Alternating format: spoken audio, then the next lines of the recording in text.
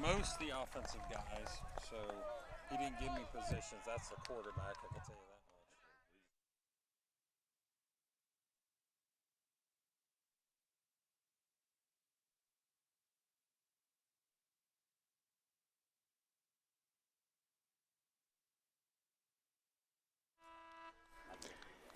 much. All right. Good afternoon, everyone. We are coming to you live from the home of the Wright State Raiders. We are here at Wright State University for our annual bash between the Buckeyes of Ohio State. The Ohio State Buckeyes, we are the ones that follow them from the tower there in Columbus, and we are here traveling to Wright State as we always do for this game, this matchup. It's always been fairly lopsided. We'll see if maybe we've got a little bit better competition this year. The Raiders claim to be better suited to maybe go against the Buckeyes. And, of course, the Buckeyes have had a few changes. Kelly Gersten, they lost their quarterback, but 69-0 was the score against Oakland. It doesn't sound like the Buckeyes have missed a beat. So anyway, and we will do a disclaimer. All the people on our broadcast crew graduated from Wright State, but that doesn't mean that we aren't going to do the best Buckeyes coverage that we've done every year. The talking heads are ready to get on the air here. We got the kickoff.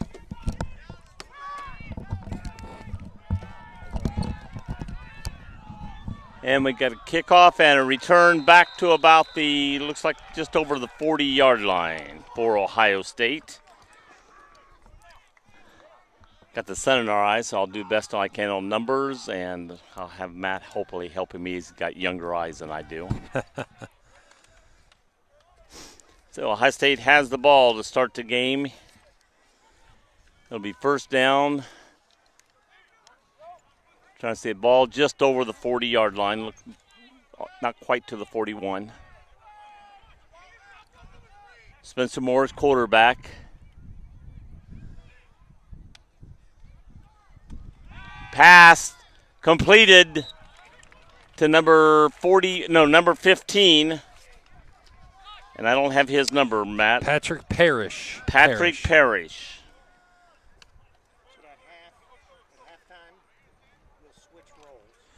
Luckily, we've seen Spencer Moore over here the last couple of years as a receiver transition over to quarterback. Should be something special to watch. Pass over the outside again to Parrish. Stiff arm going down the sidelines, and it blew him out, stepping out of bounds. Let's see where they mark it. Going to mark it at the 32-yard line of Wright State. So it's going to be first down. Oh, they going to say they were marking the first down marker backwards. Running up the middle, big hole, Teal. He's going to go all the way. Oh, maybe made it to the left, in between the 1-yard line. Teal with a run up the middle, doing a great job. He ran last year. Oh, we got a flag on the field. They're going to call encroachment against the defense, so they're going to wave that one off. Right. But they didn't get it in. He fell short. Just as he hit the ground about the 1-foot line. So it's Ohio State first down at the 1-foot line. Wouldn't be surprised if he went up behind center and just snuck this in. He's a big boy. Spencer Moore going up under center. Takes it, goes forward. Teal behind him, touchdown, Ohio State. Ohio State's on the board, 6 points. So with just a minute and 25 seconds off of the clock, Ohio State puts 6 on the board, and that's not a good sign for Wright State. Yeah, what took them so long? 2 quick passes, both to Parrish, and then a long run by Thiel gives you the score for Ohio State. Rive back to do the extra points. Ball's down, ball's up. Looks good, and it is. Nice extra point by Rive, and Ohio State now leads 7-0. It kind of picks up on where they left off last week against Oakland. having a very successful last week. Ohio State broke program records for points in a single game and largest margin of victory with a 69-0 win over Oakland, and that was in week 1, where week 1 is this week for Wright State. Which gives Ohio State, again, a little bit of an advantage, having one game already under your belt. Over the years, we've also noticed through this production that the Ohio State sideline is quite full, where the Wright State is, just a few extra people on their sideline there. So, the stamina could be an issue as the game continues. You're right, especially progress. on a warm day like this. Yeah, it is warm. Great weather here at. Great for fans. Yeah. All right, they got Rive is going to be the kickoff. Ball's in the air, nice high kick coming down about the 12-yard line, picked up, running on the left side, number 11, and he's going to be knocked out of bounds about the 6, 7-yard line. Let's see where they mark it. 35, 36. You have number 11's name? Yeah, we're getting it right now. So number 11 is Joshua. They have him listed as Joshua, and I apologize, ladies and gentlemen. We're going off of the roster that was given to us right before the game, which looks like it's a majority of first names, so we'll call them as best we can.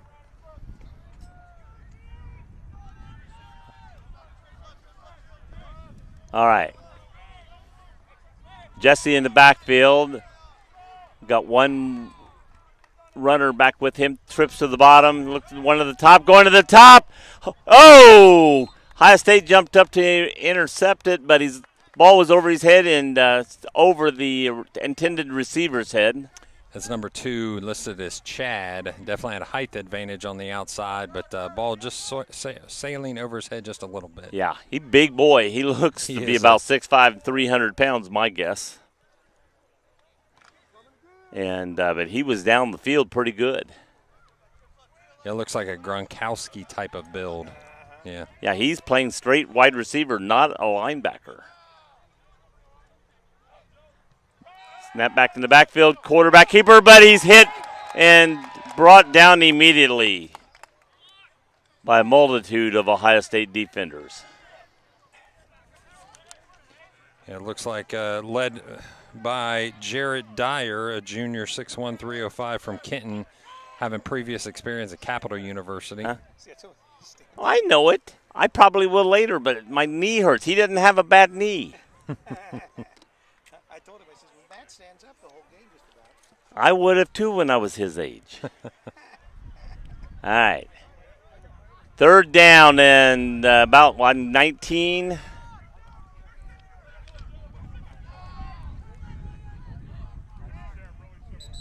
And flag and whistles go, so somebody moved too soon. Yep, going to go back against the defense, so it's going to move them back 5 more yards. Wright State's quarterback coming from a local team, Tip City, so having some experience there in this area. Looks like they're going to... Looks like it's about 22 yards now by my calculations. 1, 2, 3, about 23 yards. So it's going to be third down and 23 to get a first down.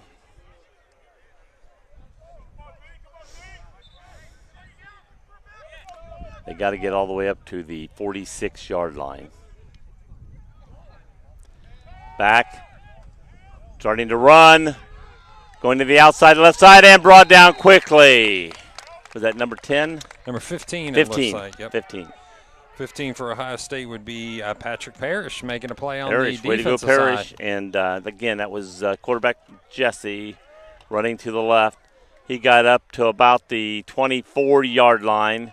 They're going to have to punt here, fourth down. Let's make a correction there. That was actually 12, so that was Glorian Goff. Oh, that was Glorian 12, Goff not 15? Playing that linebacker position. Who plays for Heidelberg from Massey? Running back, I thought. Trampler's at Taylor University. And two flags go up on as the ball snapped. On the punt is touched 2 weeks ago, and there was a at Massey the player 45-yard line. Now, the balls, since the defender snapped it back, I think, no, they're going to bring it back where he was touched. Yeah. Usually, I thought if he hit it backwards, it would go, that direction because if it would go back up to where it was touched. Yeah, right where it was touched. The ball's dead as soon as the punting team touches it. So it's actually a pretty nice punt. Lots of hang time, maybe not as much distance as they wanted, but that'll rest it at the 45-yard line. Ohio State moving right to left on your TV screen. Coming back after 3 possessions and a score, you've now got Wright State's defense back on the field. Okay, and now they're marking off the penalty that was given. 5 yards. So Ohio State actually has the ball on the 50-yard line. The nose of the ball is touching the 50-yard line. And they break. Again, we got Moore in the backfield. He's alone. We got 2 to the bottom, trips to the top. He's going back, looks straight to the right, throws out there, caught, going down the right side. Breaking a couple tackles and finally brought down at the 32-yard line. Who was that? Hayes. Hayes, thank you. Yep, Zach Hayes. Bats today. Where's the bats? Remember the bats? No. They must have changed that quick play here. Quick play, going up the middle. Teal going around the left side, breaking open. Stiff arm, still gets up to the 14-yard line. Good run by Teal. Like I said, he got a lot of running last year, but he is the main back this year. He's going up tempo. They're already on the set. Going back, looking, throws right, wide open. Nobody around him. Is that Parrish? That's 9. That's Hayes again. Hayes. There we go. Got his number and name down there now. So, Rive will be in to do the kick, number 35. Again, we're up 13-0, waiting on the kick to go through. Rive, a member of San Juan, Puerto Rico. Yes. Says his parents listened to our broadcast. Excellent. On doing the duties again. And it's up, and it's through. And for his parents, he's probably called Rive down in Puerto Rico. Gotcha. 10-10 left. We've had a bad Wright State day. Oh, A little windy sometimes. Weather game. But the weather has always been great. It's beautiful today. if it's rainy, I wouldn't be here. So, hey, we don't have a cover. We're going from the 31-yard line. We got one in the backfield with the quarterback. To the right. Nice catch. Throw is outside. Number 2 for them. Chad, the big boy, reached out with his left hand, and he is left-handed, and snagged that ball. I saw him throw the ball to a coach a while ago, so he threw it left-handed unless he's bidextrous. Besides that, maybe he can use either hand. Someone would call that ambidextrous. Ambidextrous. Thank you. There you go. I knew something didn't sound right, but I wasn't going to. Rick would jump. The educator in me. Yeah. And it goes up the middle. Boom. Hit immediately. That was number 23. No name. Yeah, we'll get you some. 23 would be Alex, listed as Alex. Alex. All right, Alex. Nice run. Got him up. There's about 3rd and 4 or 3rd and 5. About 3rd and 5. Actually, about 4.5.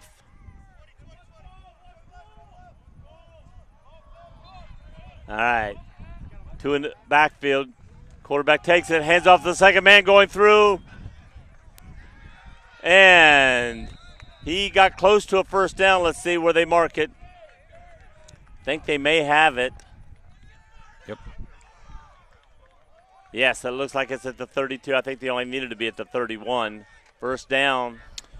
Talking to their offensive coordinator before the game, he wants to spread it out wide using number 2 as a target on the outside. But if they're having a little bit of success back-to-back plays on running the ball, stay with it until they stop you.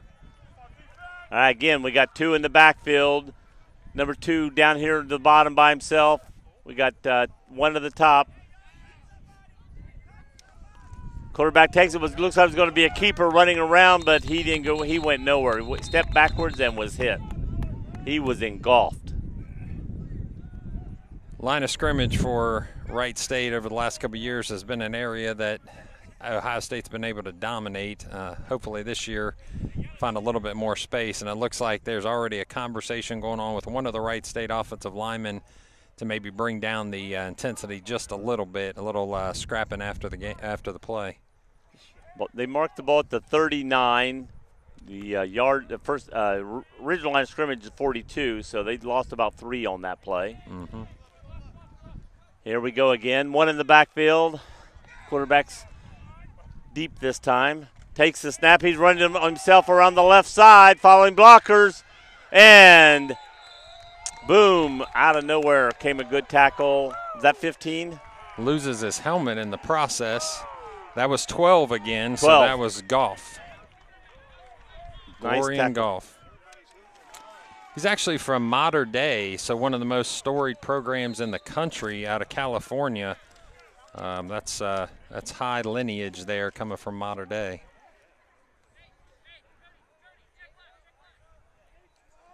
So it's going to be 3rd down and about 8.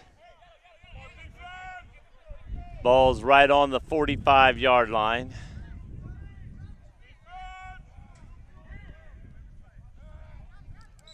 And flags everywhere. They're coming back 5 more yards. So with the difference in athleticism and the difference in already having a game underneath their belt, they don't want to shoot themselves in the foot even more. Wright State's already had 3 penalties. Yeah, you can't make little mistakes like this. When you're playing against a team like Ohio State, you've got to play clean football. Mm-hmm. And they're calling timeout. Gives us a second to go ahead and go over a few of the points of the matchup from over the years. The September 24th matchup that serves as Wright State's season opener. Ohio State versus Wright State since 2012. Ohio State is 11-1 with the 1 loss coming in 2014. The Buckeyes have scored 50 points in each of the last 3 meetings against the Raiders. And as Wright State is coming off a 2-5 campaign in 2022 with wins over Miami and Loyola of Chicago, they only finished 5-4 in 2021. Was runner-up to the Great American Conference, and 2 of their 4 losses, of course, came against Ohio State in 2021, and we were able to call one of those here. And I called the other one at Ohio State. There you go. So Campus Nation, glad to be here representing another club season of Ohio State club football with an early lead, 14-0, with 6:16 left in the first quarter. Already a timeout used by Wright State, so you know that's some concern right off the bat if they're not getting out of the first quarter without using one. Lucky for me this year, most of their games are on Sunday. I referee volleyball, and that's why wasn't able to be at some of the games last year that were on Saturday. But this year, they only have 1 Saturday game, and I'm able to do that game. And Joe is the Swiss Army blade of broadcasting. He can take quite a few different positions, having reffed quite a few different sports. So okay, we get backfield. Going back. Oh. Kind of hard to explain what went there. He went back, started to his right, and as he said, oops, I'll go to left, there was a Buckeye right behind him as he turned around. Brought down. They're going to mark him at the 30-yard line. That was Sankowitz coming from Illinois, 6'2", 235, defensive lineman. And he was in the backfield quickly that time. All right, we got a punter back. Again, it's going to be about 18 yards. No, 22 yards. 20 went the wrong way. 2 yards over. So it's 22 yard for first down, so they're going to punt. Back to punt is Cole. Almost blocked. Reached out, almost got it. Ball hit about the 44-yard line and now taking a roll toward Ohio State. Down to about the 33 on 32-yard line. I can't tell from here exactly, but it's about 32-yard line.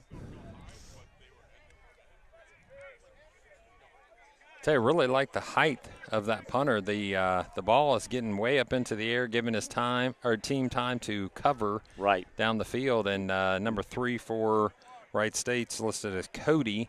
Has been down there ready to down the ball twice. They're not extremely long in a way, but they're up high enough that it gives the defense enough time to get down there and cover that ball, so you got no run back. Yeah, the Bengals actually went with Brad Robbins this year, punter out of Michigan, and they said the reason they went with him over Chrisman was his hang time, maybe not as far, but they liked his hang time better, so that's something you're seeing out of We Wright got a State. run around the right side. Did you catch the number? Looks like 18? 16. That's Cooper. David Cooper ran the ball that time. He's listed as a wide receiver, but he's probably a wide receiver runner, or took it on a going from the around the outside. Teals now was going to be in the backfield. He's moving up the line. We got 2 to the top, 2 to the bottom. Quarterback alone in the backfield. Takes a snap, looks, throws right up the middle, wide open. Hayes. He's still on his feet to the 40 and brought down about the 39-yard line. 39-yard line. Almost did like my grandson last week when he was doing the play-by-play for a bit. He's 11 years old, and he said he's running up the sideline. He gets to the 45, the 50. He's taking it to the 51-yard line. And I said, Lane, there is no 51-yard line. He goes, oh, that's right, 49. All right. Up the middle, is that Teal? I'm not sure. Let's see who it is. Yep. Teal running up the middle.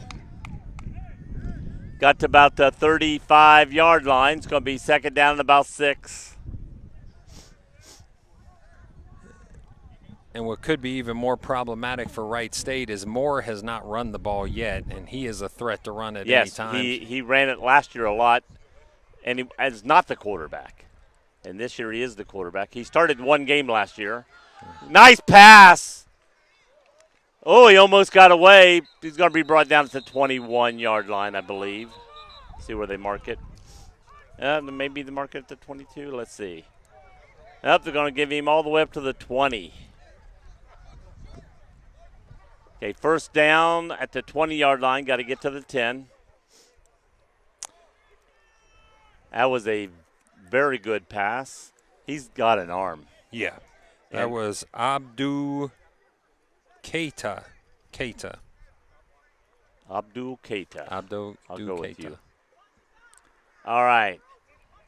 Is that Teal in the backfield? One in the backfield. I can't see. Trips to the bottom. Handoff going up the middle. Going to bring it to the left side. No gain. In fact, we're going to lose the yard. That was Teal. Teal had that ball and lost a yard on that play. They broke through the line quickly on the right side. That's Cody for the Wright State Raiders, taking him down for the loss. It's going to be a timeout for Ohio State, so Ohio State wants to think about it for just a second. Up 14-0 with 2:42 left in the first quarter. We mentioned that Ohio State had an excellent showing last week against Oakland, having set records for scores and the win. Ohio State scored on every possession, committing 0 turners and never punted. Wow. The Buckeyes faced just 1 fourth down, which they converted. Spencer Moore was named the NCFA Offensive Player of the Week after completing 12 for 15 passes for 194 yards. 12 completions for 194 yards. That is impressive with 4 touchdowns through the air. He added 1 more score on the ground. And Ohio State's defense, it forced a pair of turnovers, surrendered just 4 first downs for the game against Oakland. The defense also posted 4 sacks as they bring the offense back to the field for this play, which will start on the 21-yard line. Okay, we got 1 down here to the bottom, trips to the top, 1 in the backfield with Spencer and man in motion, and we got false start. Yeah, they had one of their wide receivers on the right-hand side moved while the other receiver was in motion. Okay, yeah, so you can't have two. You can't have 2 men in the backfield in motion at the same time. So I didn't know if one stepped forward or if they were still moving. Yep. Trips. Now he's in motion, coming this way. Stops, goes back the other way. And Spencer is brought down for a loss. He looked to throw right, did not, hesitated. There is a flag. No, take it back. No, it's one of the shoes for That's Cody again. Wright So State. he's made a couple plays on special teams and on defense, but also number 99 listed as Darius. Number 3's shoes are bright yellow. And when you look through the legs, I saw bright yellow on the ground and thought the flag came in, and it was his shoes. All right, so we got 3rd down and long. About 34-yard line, 20. Flag goes up. Maybe against the defense since it pass caught. And it's going to be down close to a 1st down. Good catch. He fell out of bounds near the 10. That's where the 1st down is. I think they're going to mark it right on the 10, so it should be a 1st down if this flag holds up. See what the flag is. Well, they let the play happen, so it should be on the defense. See what he says. I couldn't tell. He had his hand up here. I believe that would be a sideline warning, and it looked like possibly a face mask. A face mask. Or illegal hands to the face. So like you said, it's... Yeah, because I saw this go up, so that's probably illegal hands to the face. So first and goal from the 10-yard line, as you said. So here we go with 1:54 left in the first quarter. Okay. Moore in the backfield. Field in the backfield with him. We got number 10 at the top. We got 2 to the bottom. Nope. Yeah, 2 to the bottom. Man in motion. Hands off the field, going up the middle.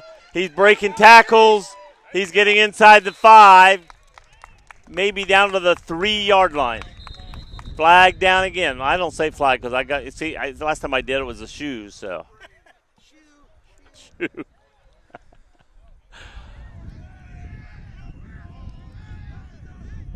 Theo from Madeira, Ohio, Madeira High School.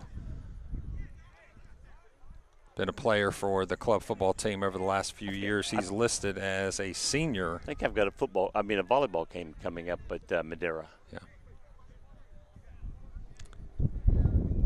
They're going to walk that off against Wright State. No, I think it's against Ohio State. Oh, it is? He pointed right, and they're coming back. Gotcha.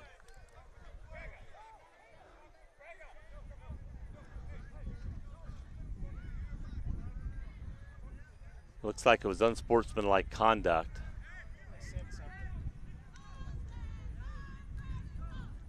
Ball is being marked at the 18-yard line. We got the 1st down. Oh, it's because it's still goal to go. Yep. Okay. Goal to go from the 18-yard line. I thought, boy, that's a short. All right, we got, looks like Field in the backfield with Moore. Trips to the bottom, 1 to the top. Looks like that's Hayes by himself at the top. And up the middle, fly. Oh, great defense. Oh. He had number 1. I don't have his number on my sheet. Wide open. Number 1 is Haley. Haley? Jaylee Haley, running back and receiver from Zanesville, Ohio. Also listed as a senior and somebody that's been in this game over the last couple of years that's noticeable, especially when he gets his ball, the ball in his hands. Looks like he's not real tall, but probably has a lot of speed. Trips to the bottom, 1 to the top, Field in the backfield. Low snap, throws up the middle, caught by Hayes about the 12-yard line, maybe 13 from where they're marking it. Caught it in the air, so it's hard to tell exactly where we're going to mark it. It's already and 4th down, goal to go. Are they going to go for it, or are they going to kick a field goal? No, they're going to go, and that's a 4th tackle so far by number 3 on Wright State's defense, Cody, definitely making himself noticeable there on the defensive side. All right, we got Field in the backfield. We got 2 to the top, 2 to the bottom. Moore got it.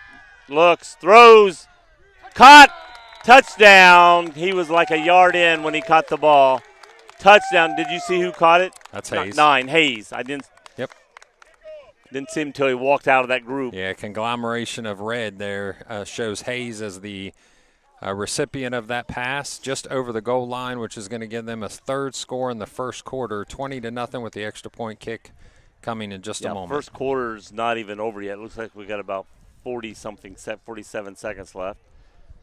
Now this is Rive or Rive to do the kick. I like Rive. Let's stick with Rive. Yeah, Rive? All right. Rive, yeah.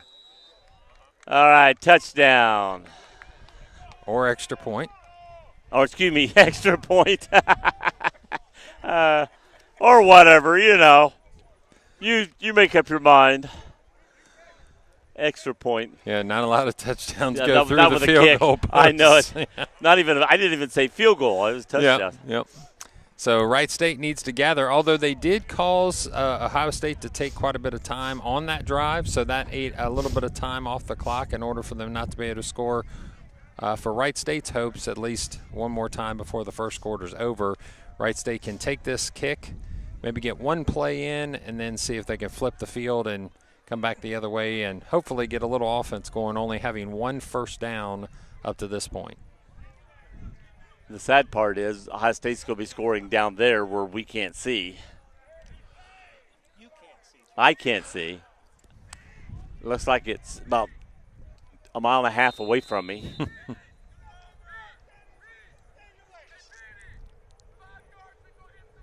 I will have to ask Matt what yard it's on.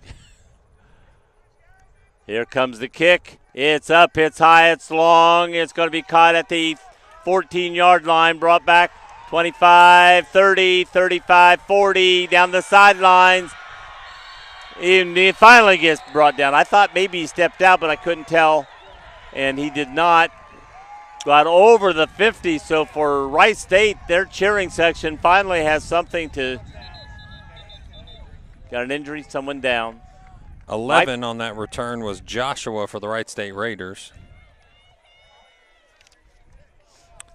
Big hit by number 55. That's Sankowitz again, the sophomore 6'2", 235-pound D lineman playing on the kickoff team, and cleaned the clock, unfortunately, one of the Raiders there, so they're going to get a little bit of medical attention on the sideline. It might have been, was it the running back? I mean, the returner? No, the gentleman was number 30. Actually, don't have a 30 listed here for Wright State. Looks like it fell off the screen here, so we're going to call him Mr. X. Mr. X. Mr. X took quite a hit. All right, we got Jesse in the backfield, quarterback. We got one back with him, looks like Face. One at the top, one at the bottom. Handoff to Face, going around the left side. He's hit pretty quickly and brought down. Is that going to be about a no gain or a loss? That's going to be a loss, about 2-3 yards. Mm-hmm.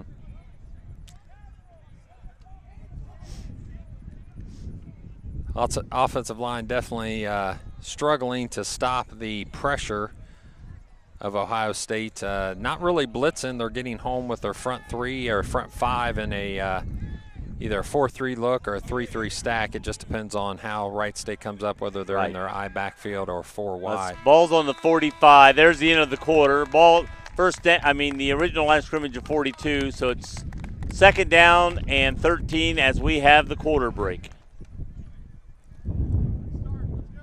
Any information you want to read there for us, Matt, during the quarter break? Do we have any sponsors for this game?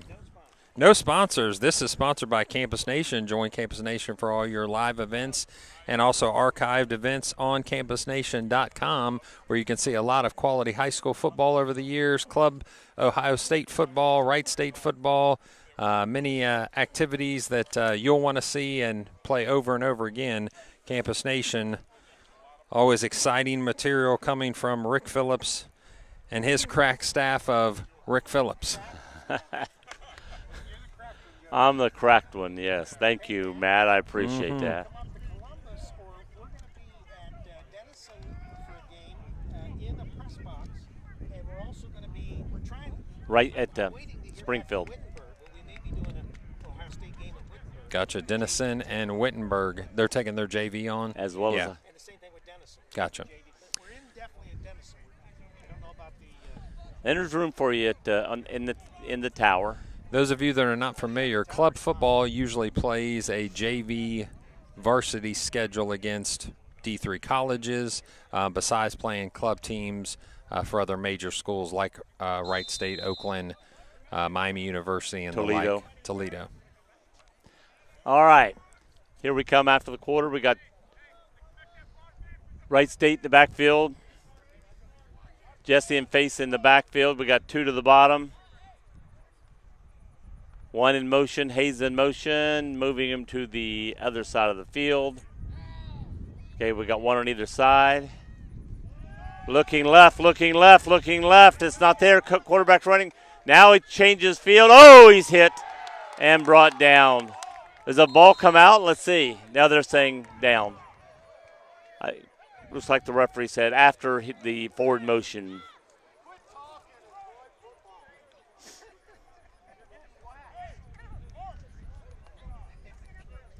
All right, they're marking it at the 44-yard line, I believe. So it's going to be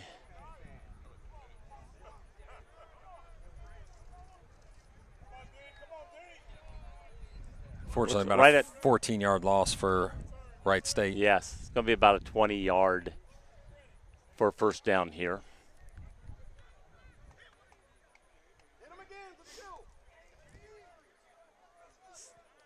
All right. We got 1 to the bottom, number 2, and 1 to the top. Nobody in the backfield. Quarterback's running and not caught. He was throwing to number 6, Peyton, and just led him by just a hair too much. It's 4th down and 20 or 19 maybe. Looks like Ohio State has decided to bracket number 2, so they have a DB underneath him and a DB on top of him, knowing that he's probably their biggest threat on offense. So he's a big guy, so he is.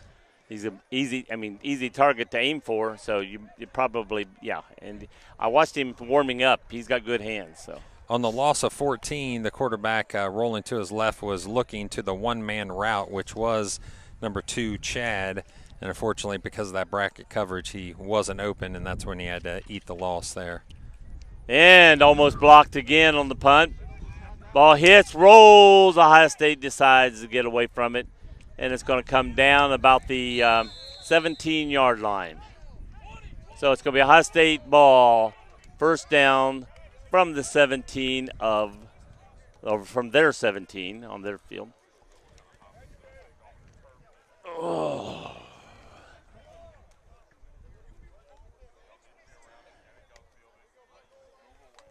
Rick didn't bring me my Diet Mountain Dew today, so.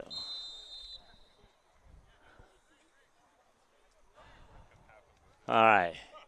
See what we got coming back from Ohio State. They got 1 in the backfield behind Moore. We got a timeout? Yes, we have a timeout.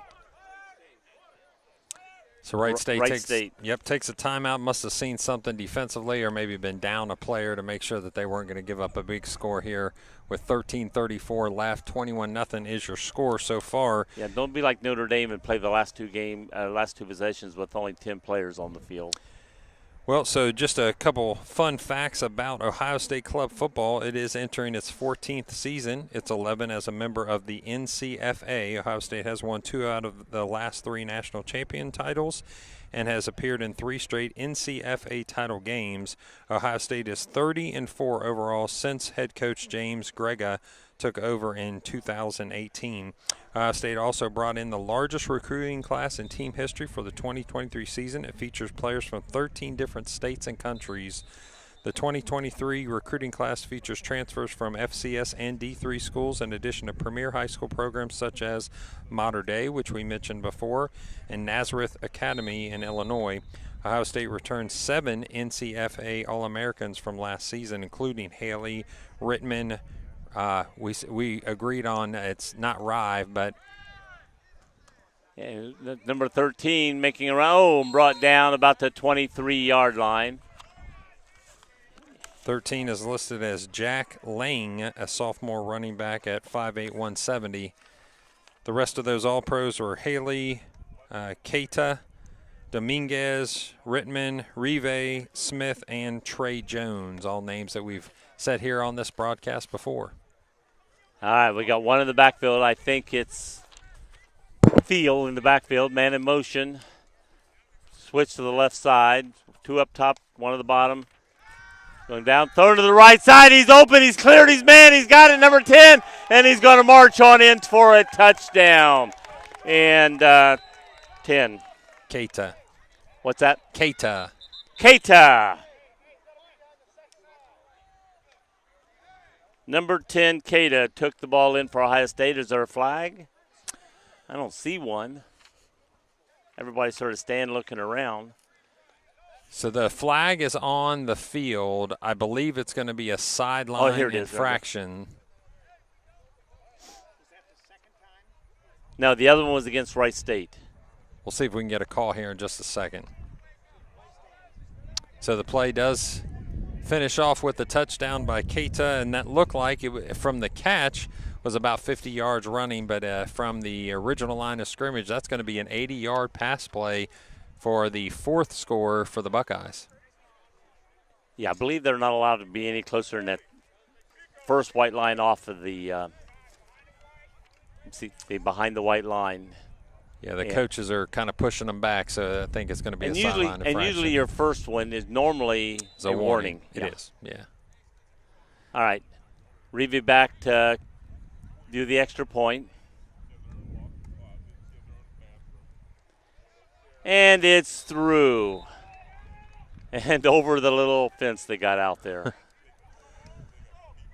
On the other side of the walking. Looks like they had that plan, so the gentleman goes out and gets that from behind, but that's going to put Ohio State up 28-0 with 12:44 left in the second quarter. Have they scored every possession? They have. They have. I thought they had, but I just wanted to make sure. 4 for 4, and it was only stopped a couple times in that third possession. For the most part, they've had their way offensively. Wright State's defense, and they had very few guys. Second or third and 25, or maybe that was 4th down when they threw that long pass and made it. They were down the 4th down, I know, another time and went for it and made the touchdown. Mm-hmm. So the warning actually ends up being an infraction, so they're going to move them back for the sideline penalty. From the 35 to the 30. Mm-hmm. So they're taking it on the kickoff, which is the choice of the head coach. Now this is number 16 doing kicking, and that is David Cooper. That's a third different kicker, isn't it? Yeah, from Chagrin Falls. Maybe they're giving a little test for some just in time case later. Yeah. Well, last year one of their kickers was injured for a while, and so they had to use a different one. So I think it's good to keep somebody fresh, try some new ones when you got a lead like this. May probably did the same thing last week. And I'll be honest, all three got quite a leg on them. That gentleman just made a touchback off of the roll that hit about the 10-yard line and gave a couple bounces into the end zone. So had no problem putting a nice leg, even though he lost 5 yards because of the lost 5 penalty. Yards and still got it into the end zone, or basically into the end zone. You know, I tell you, it's a pretty sizable crowd. It's a nice day, and the stands are full. Their stands over there are full, yes. Yep. So both Ohio State and Wright State have brought plenty of fans out. And over here on the hill on our side, well, there are no stands, but there's a hill. There's several Ohio State fans over here on this side. There's red over there, so there's probably some Ohio State fans that decided to sit down in the bleachers. Mm-hmm. Yeah, a very good crowd, both sides. Wright State looking for some sort of offensive answer here against the touted defense of the Buckeyes. Okay, they're starting from the 20-yard line. Is it or 25? 25? It is the 25, yep. Good and catch. Threw out, pass hit immediately after he caught it. I'm going to guess it was number 2. Yep. That's Chad on the reception. So I think the coaches might have said, look, we understand that it may not look like it's there, but let him use his body and box out the smaller defensive back, because as you stated earlier, he is actually a wide receiver, not even listed as a tight end. He is out there on the far side. And he'd be big for a tight end. Yes. It looks more like a tackle, like an offensive or defensive tackle, either one. He does. But he's got good hands, that's for sure. We got Hayes down here to the bottom. We got one up top. Quarterback looking, hands off, and again, their running game has not really been that much against Ohio State today. So number 9 for Wright State is actually Isaiah. The Hayes is for the Buckeyes. Oh, so, yeah. Okay. I'm Isaiah, you're right. Yep, is Thank number you. 9, but that run by number 23 was met immediately by the Ohio State Buckeye defense. They're about the 30. Looks like it's going to be about 3rd and 5, 3rd and 6 maybe. 3rd and 6 looks good. Yeah. Just listed as Alex as the number 23 for Wright State. Yeah, it's a little short of the white line, so that's why it's 6 yards. So it's about the 29-yard line. Okay, we got one in the backfield, 2 to the top, 2 to the bottom this time. Going back for pass, throws immediately to the right, caught, and brought down. He got a little run on that time, did Chad. Ball was high, he caught it, brought it in, turned, and ran. Looks like it's going to be roughing the passer penalty, which is going to get tacked on as a dead ball foul. So it's a nice catch by Chad. He finishes the play by getting a first down with his feet, but then they're going to get extra yardage, which is going to result in the best field position. Yeah, the movement at least has been the best so far. Now, they did get across the 50 once on that nice return. About the 48 of Ohio State. Like the nose of the ball is touching the 48. So it's going to be first down to the 38-yard line. Again, 2 to the bottom, 2 to the top, 1 to the backfield. Blitz coming up the middle, and he's hit. He ended off the running back, and the running back was hit as the ball touched his hands. That is number 23, Alex, and he had nowhere to go. It looked like the play was designed to be a zone right, and the quarterback didn't either read the defensive end or thought to give it to him, and unfortunately with an unblocked defensive end, he finished the job quickly and put him back in the backfield by about 6 or 7 yards there. So they're going to come across second, and it looks like an easily 15 from what will be the looks like the 49 or the 45. About the 45 of Raiders. 1 in the backfield. He's going back to pass. Looks to the right. Throws short. And caught and brought up close to the 50. He's going to be a little short of the 50, about the 49. I think maybe they're going to mark it right on the 50. Looking at the officials' foot, I think maybe they're marking it right on the 50-yard line. So I think at this point, again, the coaches have said just run Chad on inside routes. Right. And let him body up the defensive back and basically play basketball. He's just boxing him out like basketball. And honestly, it's worked 3 times already this possession. I don't know that you'd want to make too many changes from here. Well, it looks like it's 3rd and 11. I don't think it's 12. It might be 12 because I think they got to get to the 48, and they're on the 50. I was going to say we need at least one receiver over here because there's quads already to the right side. Right. Yeah, here we go. Now we got one. And quarterback looking to the right, pulls it back in, runs up. Is there a flag up in the middle of the field? Is it going to be hold? As the quarterback started running, he threw the flag right after the quarterback. It's hold. It's going to be a hold. They're going to be looking up. Grega says, take him back. The referee says, Grega, you want to cancel it? And he goes, no, push him back. This time that was Matthew at quarterback, so there's been a quarterback change. You can see. Thank you, because I didn't pick that up. Yeah, number 10 is over on the sideline. Did take a big hit on the roughing the passer play, so I don't know if they're giving him just a moment or they're going to stick him back in the game here in just a second. But number 16 is now your quarterback, listed as Matthew. He brings his offensive huddle together, and they're going to start this play 3rd and about 19 from the 39-yard line. Okay, we got 1 to the bottom. At least 2 to the top, trips to the top. 1 in the backfield. Quarterback going back to pass, looking, throwing deep right. He Oh, nice. He literally pushes the Ohio State player out of his way. You could see the sideline judge actually pulled his flag out of his pocket and then stuck it back in. Yeah, so I think that was they're down 28-0. Give them one. Yeah. Okay, ball got all the way down to the 38-yard line, right where they needed to be for a first down.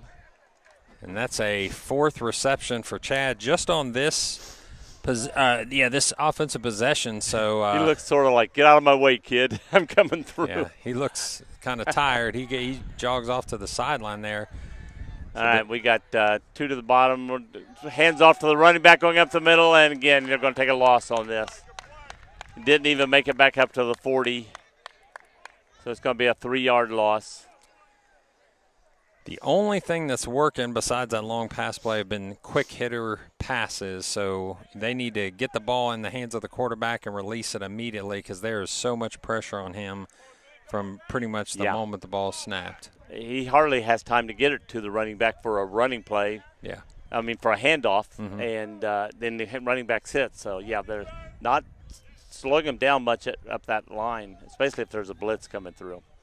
All right, 1 in the backfield, 2 to the bottom, 2 to the top. 16 to the bottom. Looking throw. He's throwing a high, long throw to the right again. He throws the receiver away from him to catch the ball, but no flag again. It's like, wow. 2 blitzing linebackers there gave extra pressure, but the quarterback Matthew was able to release the ball a little short. A little short. I think there was some definite hand fighting there. I think you could have maybe called either one. Yeah, but there was what you look for is the extensions, and the receiver did have the extension of putting the hands out to get the player off of him. And as long as they're here, they usually let him go. But once you have extension, either way, it's going to be called. But no call there. All right, we have 2 to the top. Number 9 down here by himself. Is that 9 or 2 to the bottom? 9. Okay. 2 to the bottom. I didn't see the other one close to the line. Overthrows. I tell you, that could have been intercepted if he would have looked for the ball, but he was watching the receiver and was making the tackle, but the ball went over the receiver and uncaught. So it's going to be 4th down from about the 41. I thought I heard the coach yell punt.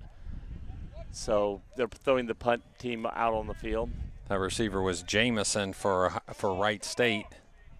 As it sailed over his head, it's going to bring back the kicker, who's done a great job punting so far with some height, and he's listed as Zach. We got Haley back as the receiver on the punt. He's standing about the 8-yard line waiting on the punt. So although they didn't score, one thing they did do is eat up a little bit of time, so it's not going to be as beneficial for Ohio State getting the ball back with only 6 minutes left. Almost over the punter. Gets a nice high punt. He's going to catch it and try to run it back 5, 10, 15, and brought back to the 19-yard line. He actually caught that step back to the 4 when he took off, made it back to the 19-yard line. Are they going to mark it to 20? They are. They're going to give him up to the 20. So I'm going to compliment a Wright State player, number 3, which we've called his name quite a bit. He missed the tackle initially on Haley, got up, and actually caught him within 10 yards and tackled him from behind. I noticed him coming back. I didn't catch his number, but I did notice he was the guy missing. Got up and was chasing him from behind, so he chased the play and stayed with it and made the tackle. Great, like you said, great play by him. Seems like a great effort guy. So far he's been all over the field, giving Wright State any chance whatsoever of holding this touted offense. All right, we got number 10, Caden, down here to the bottom. We got 2 to the bottom, 1 in the backfield.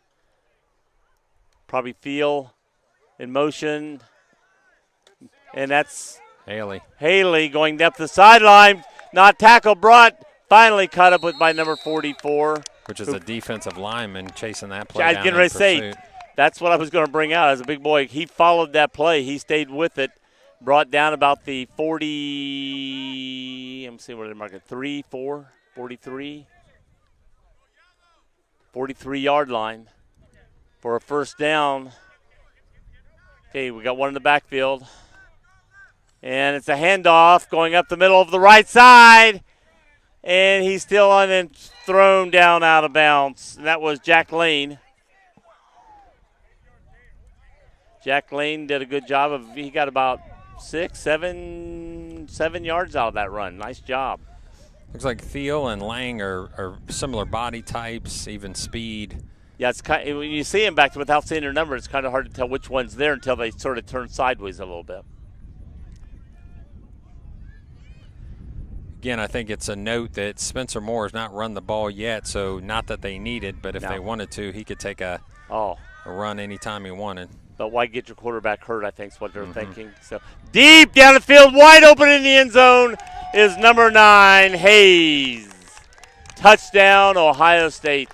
Wide open. He came across toward the other side where there was a defender on one of the Ohio State receivers. Yeah, that's 19. That's Christian Wright. Who caught the pass? Yeah. Okay, not 9. Nope. 19. I saw the 9. So that was, what was his last name? Wright. Right. Right, yep. Just like Wright State, spelled the same way. See if I've got it on this side. I don't think I do.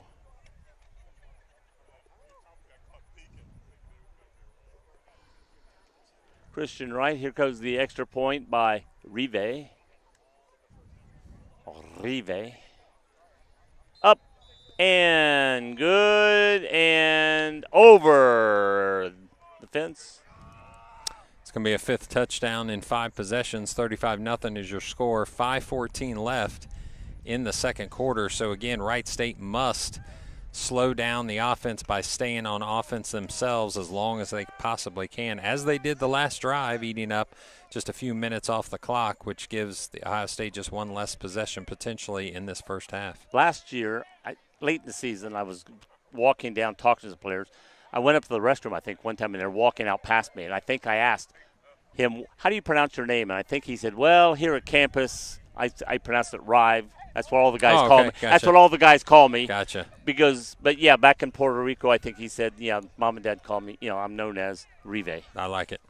Well, we're going to do the spicy version out of respect for his Puerto Rican background. So we respect mom and dad, and if they're listening, is doing a great job on his extra point kicks so far. And here goes number 16, Cooper. Kicks up, nice high drive, going down, hitting the ground, bouncing around about, I'm going to guess, the 15-yard line. Brought up and taken down. I'm not even going to guess yet where they are. Can you tell? I know with Ohio State's players there right in the way, I'd Close say to they're the at the 30. Yeah, about the 30 or so.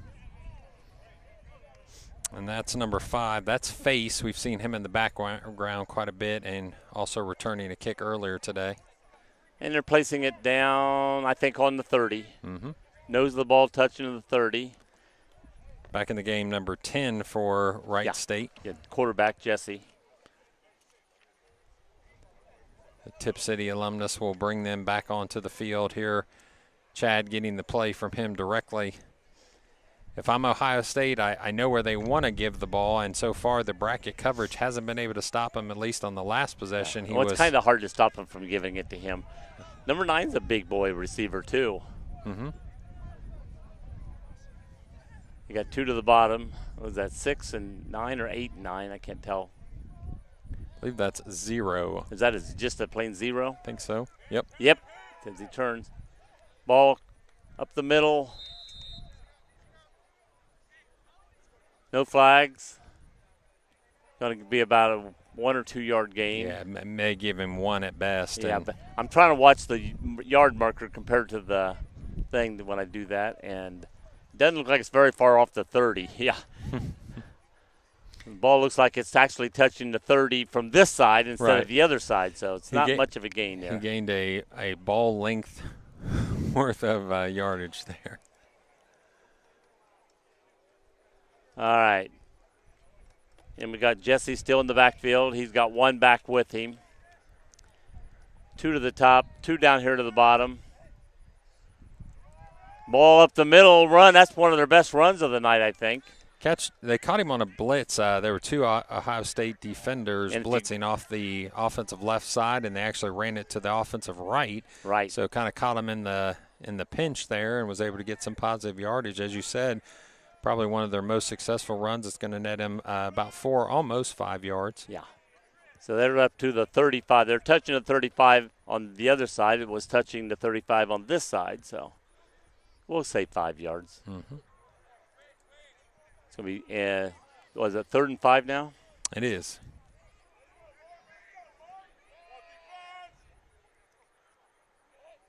And looking past, those to the right side, throws deep. There's nobody there, and he overthrows him. I don't know if the guy fell down or if it was just broken coverage, but Isaiah was wide open coming down the sideline, and if he'd have hit him, it would have been a touchdown for Raiders. But McLennan and Goff were kind of pointing at each other, and Goff had the last point back to McLellan and said, I think that was you. So busted coverage does afford an opportunity. I got this little tent thing down here for the players, and I couldn't tell.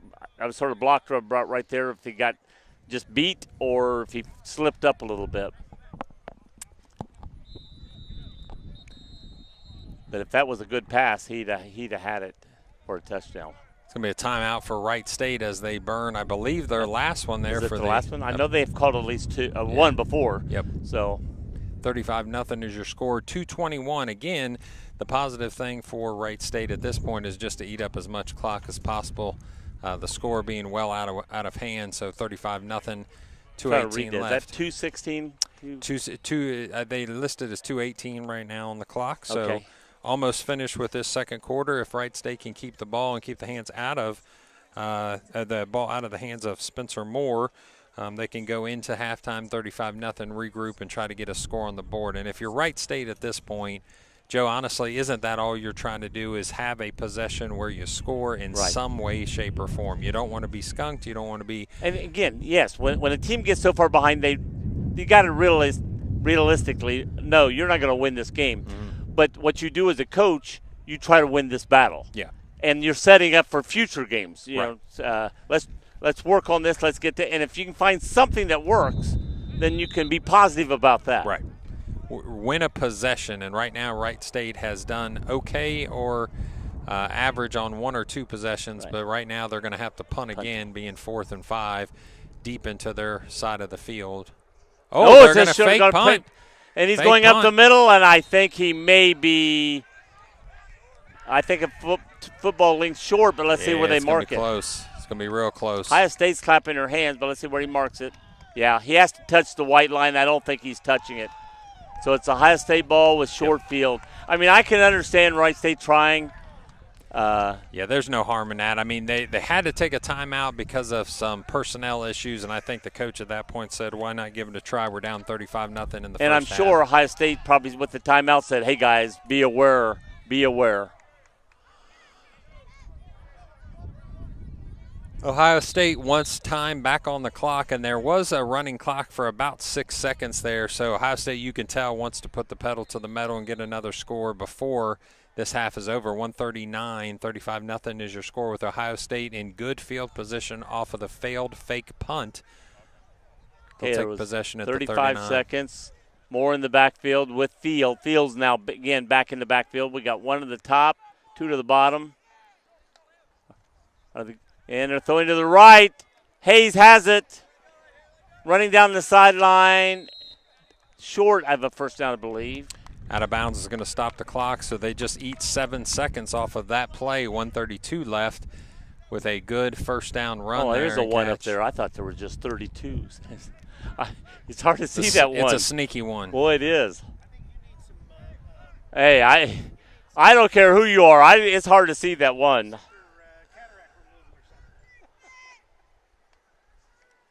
Okay, we got a new quarterback. So that's still Moore. You sure? Yep. Oh, that was Face, number 5. Moore's 10. No, Moore is number 5 for the Buckeyes. That's I'm on the wrong team. Sorry, people. That's all right. Spencer Moore. Moore with the. Oh, in my mind I thought it was Moore, but then I glanced down at my paper, but I didn't flip over to Ohio State. Number 19 again. Hush up over here. Number 19 is. You don't have yours on. You just keep your mouth over there. Christian Wright with his second score of the game. And Rive back for the extra point, not the touchdown. Mm-hmm. Well, it completes the touchdown, you know. Oh, low snap, rolls. Fire called, and don't think he made it in.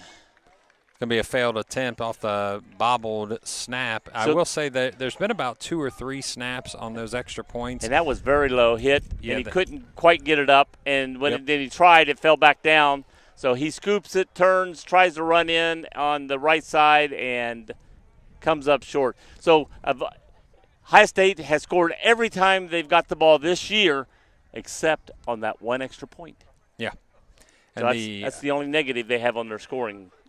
123, that means they only burned 16 seconds off the clock in order to get that score. It's 41-0.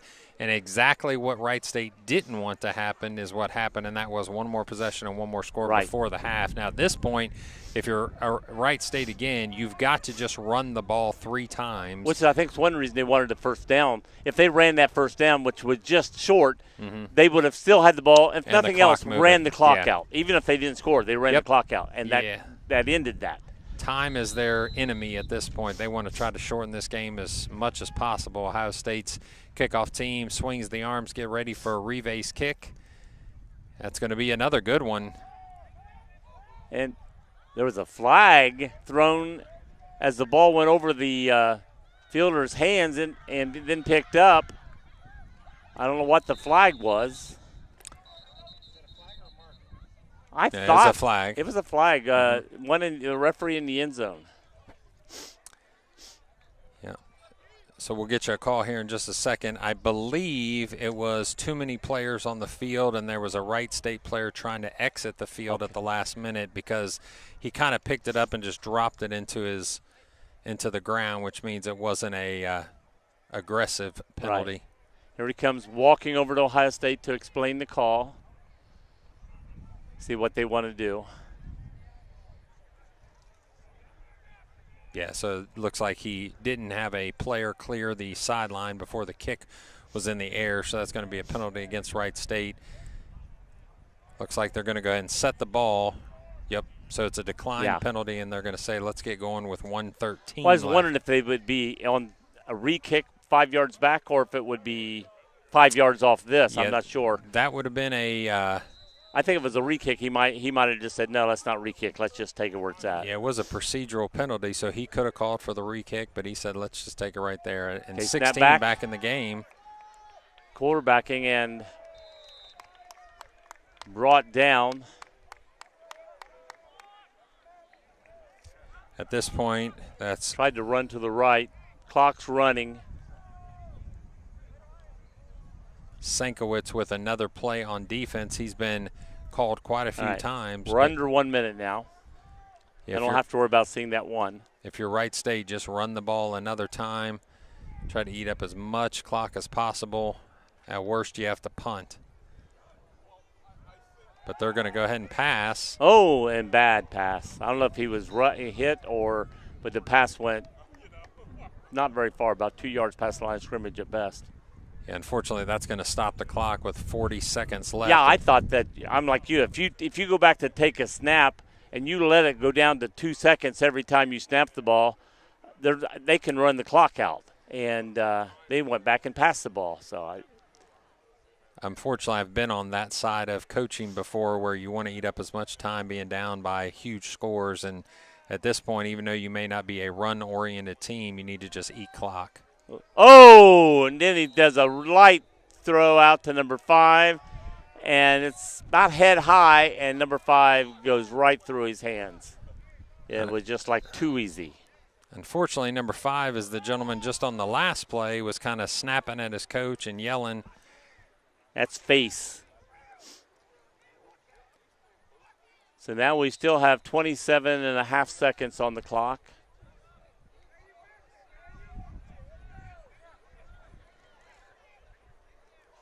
Players running in and out. It's fourth down. So they're getting back to punt, putting their punt return team in. Haley back here. Here comes the punt, high, coming back. driving Haley back to the 34-yard line of Ohio State. He's running over the 50. He's marching down the field. He's got a man to beat. He did not beat. The fumble picked up by Wright State. No, he just bounced off a number 90. Did he just bounce off? Yeah. Oh, my God. I thought I saw Green running with the ball, but that was just Green chasing him. So number 90, one of the largest human beings on the field, actually had Haley just bounce off of him. Wow. Wasn't able to bring him down. So an injured Wright State player is on the ground, number 24. We'll try to get you a name. And unfortunately, that's going to leave 9 seconds left for Ohio State, which is the last thing Wright State wanted to see. Unfortunately, we don't have that number listed. That's off the page as well. So walking off over under his own power is number 24 for the Raiders. You've got 9 seconds left if you're Ohio State. You've been able to score in 16 seconds. Do you throw the ball deep to the end zone to score? Do you hand it off to a running back to just see if he can run it in and beat that 9 seconds and score if you can? I mean, I think this is, as you said earlier, Joe, this is where even the team that's up can practice things. So let's say there's a game where it's a little bit closer. So at this point, you've got 9 seconds. You've got basically 2 pass plays. You've got a timeout left, so you can have one run and call a timeout with 9 seconds. Even down to 7, you would have the chance to run it and call a timeout. And there's a little pride. It's like we've scored every time we've had the ball. We've got the ball. You know, there's a pride of we want to score. We don't want to end that. Oh, yeah, they're definitely putting the gas to the pedal to the metal, that's for sure. Moore's going to take this snap. Takes it, looks right, looks back left, throws deep to the end zone. Oh, defender was right on him, but no flag. Good defense, had him covered well. Was that Hayes? No, 19, I think. That was right again. No, I'm sorry, that's Paris. That's Parrish. Parrish. I need my binoculars. Defense by Jack on that one. Oh, we're going to kick a field goal. We're going to kick a field goal by Rive. 3.8 seconds left. They decide to go and try for some points here. 18-yard line. Last snap was bobbled by Cooper. Nice snap. And up. It looks good. Hits the upright. Does not go through. Oh, that ends the scoring drought of scoring every time you've touched the ball. So it's going to end the first quarter at 41-0. Wright State having put a couple drives together there at the end of the half, which ate up a little bit of time. It's going to finish 41-0, as we said, in the end of the first half. And if you go to the Wright State sideline, you know, what conversations can you have at this point, Joe, other than there's a couple things we need to get wins on, and that is possession by possession. And I think there's a couple players on their team, number 2 and number 10, that are shaken up because, again, he didn't come back out and quarterback the last set of downs. Again, Jesse didn't. And number 2, I didn't see him out there on the field now. You know what's interesting is they gave that score. Now they took it off. Okay, 41-0. They had given them 44, but now with 19 minutes in our halftime, we're going to take a break in your action. We'll join you back here again and talk a little bit about the second half. You've joined us on Campus Nation, campusnation.com, and your YouTube channel. We'll see you back in just a moment.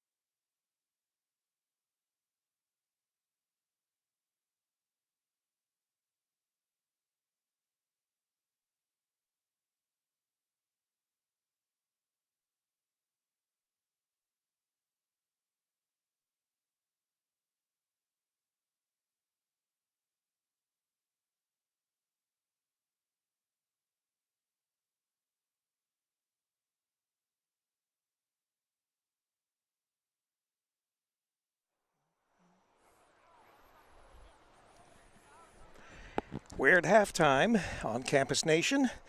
Ohio State Buckeyes, these Ohio State Buckeyes are leading 41-0 over the Wright State Raiders. Rick Phillips here. We want you to stay tuned after the broadcast. We've got an interview with Coach Grega. Matt Baker will interview James Grega here after the conclusion of the game. And coming up on Campus Nation, we've got sort of a slow week this week. We are going to be at Miami Trace for a girls volleyball matchup. I think it's at 5:30, but you'll have to check the Campus Nation website to get the exact details. But that's all that we've got as far as volleyball on Thursday. And then on Friday, we've got a football game, once again at Miami Trace, and that will begin at 6:30 on Campus Nation. And then we're doing a college football broadcast, but I don't have the schedule, so I'll have to look to our schedule to see what is actually scheduled for Saturday. And then we will also be doing club football again the following Sunday, and I think that game. I'm trying to think who we have. I think that's Pittsburgh that we'll have on that game. But once again, just keep track on the Campus Nation website. You'll get all the information. I don't normally bring all that information with me to the game, especially when we're out in the middle of Wright State trying to do a broadcast. But we will be doing quite a bit of sports in the coming few weeks, so you'll have to keep track on the Campus Nation website to get all the action. This week, volleyball on Thursday, high school football at Miami Trace on Friday. Football again. I'm not sure, Joe. Do we know you don't have the college schedule on you, do you? No, I do not. So the college schedule will be back on Saturday, and then we will round out the week with another club football game. Where are we at this coming Sunday? Do you know? I think it's Ohio State. Yeah. Okay. All right. Well, Saturday. I've got. Yeah. Well, we'll be at Ohio State. I don't know whether it's not Pittsburgh, is it? I don't put on my calendar who. I just put Ohio State. All right. Well, anyway, I'm going to turn off. And we'll be back as soon as we're ready to resume the game.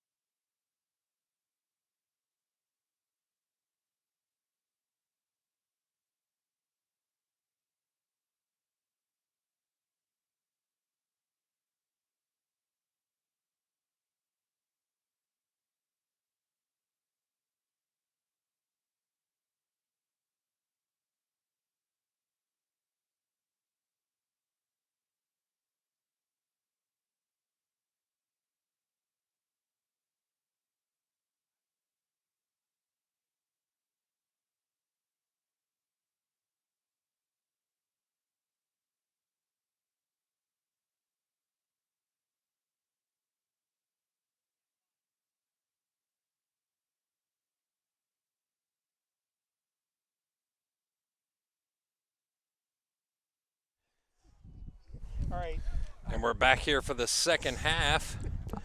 By the way, before we go started, I was talking to Mr. Rive, and I said, "How do you pronounce your name?" And I said, "The guys call you Rive," and he nodded his head. I said, "But we're being calling you Rive," and he smiled, and he goes, "I said, because your parents back in," he goes, "Well, back in Puerto Rico, they call me Rive," and I said, "Is it Rive?" And he goes, "Oh yes." Okay. So it's Rive. Roll the R's for Rive, who also kicks this kickoff right now to Bob.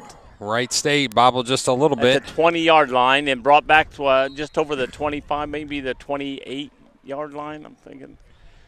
Again, on that opposite side, and we're not that high up to look down on it to see the markers that well. We're a little higher than the field, about 20 feet maybe higher than the field.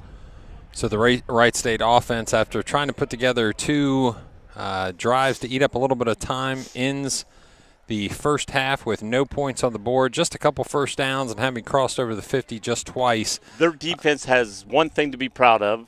They are the first team to stop Ohio State offense on a scoring drive. They did not get a field goal or a field goal. A touchdown or a field goal. Shut up, Mark, over there. Here we go. 2-by-2 is your set for the offense. The handoff goes to number 5, which is Face, and there's going to be a whistle quickly. Probably motion. Oh, he's mad. He's mad. He's running down the field. He's mad at it. He's like, who stopped me from running? I had a touchdown. So it's going to be, illegal motion on the offense. I would guess headed towards the line of scrimmage prior to the snap of the ball. So that's going to be a 5-yard penalty to start off this drive. It's going to make it 1st and 15 as they reset the ball, and Wright State brings their offense back to the line of scrimmage. Ohio State with Rittman in the middle, All-American in the NCFA from last year. Face in the backfield, as he has been a few times. Gets outside of the first tackler. Can't get past the second set of tackles. Again, he didn't even make it to the 20, I believe, or the 30, which is that. 25. There's the 30 right there. 25-yard line. Senkowitz this time with another play on defense. That'll take Face off to the sideline with his helmet being removed. Looks like the ball's about the 21-yard line. Looks like they're about 15 yards, 16 yards from a first down. It's going to bring up 2nd and 16 as Jesse brings his offense back to the line of scrimmage. Headed in the wrong direction, are they, on this particular possession? Wright State, 2 receivers to the left, 2 receivers to the right. The only offensive threat they've had so far, number 2, is Chad. He's the outside receiver on the line of scrimmage. Jesse calls for the motion, gets the snap. It's a quick hitter to 0. That's Jamison. Jamison is going to be met immediately by the Ohio State defense, led on that play by number 52. Sorry, that's 72. 72 is Jared Dyer. We called his name very early in this game, coming from Capital University as a transfer. From Columbus to Columbus. Yep, from D3 to club football, which, as Coach Greg has said, they had quite a few people come in this year in the 2023 recruiting class from other Division III schools.